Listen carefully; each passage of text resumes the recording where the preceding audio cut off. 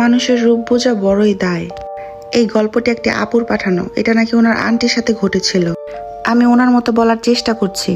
আমার মা বৃষ্টির দিনে পড়ে গিয়ে পা ভেঙে যায়, তাই ডক্টর বলেছিল রেস্টে থাকতে। আমরা ভাবলাম নানু বাড়িতে গিয়ে থাকলে ভালো হবে। আমার নানু বাড়ি গ্রামে। গিয়ে দেখলাম আমার আন্টি আমাদের যাওয়ার 2 দিন আগে এসেছে তার শ্বশুর বাড়ি থেকে ঝগড়া করে। ব্যাপারটা শুনে খারাপ লেগেছিল, কিন্তু মনে মনে অনেক খুশি হয়েছিলাম, কারণ অনেক মজা করব সবার সাথে। রাতটা ভালোই কাটে আড্ডা দিয়ে। পরের দিন রাতে 3টা কিংবা 2টা বাজবে, আমার ঘুম ভেঙে যায় ওয়াশরুমে যাব বলে। আমি, আমার বোন, আম্মু, নানিমা আর আন্টি ছিলাম একটা রুমে।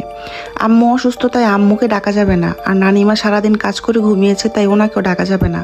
তাই আমার বোনকে বললাম চল আমরা দুজনে যাই। উঠে দেখি আন্টি রুমে নাই। ভাবলাম ওয়াশরুমে হয়তো। গ্রামের ওয়াশরুম, রান্নাঘর সব ঘর থেকে দূরে দূরে থাকে, তাই একটু ভয় হচ্ছিল। ওখানে গিয়ে দেখি লাইট অফ করা ওয়াশরুমের। আমি ভাবলাম হয়তো রান্নাঘরে হবে। আমি ফ্রেশ হয়ে রান্নাঘরে গিয়ে দেখি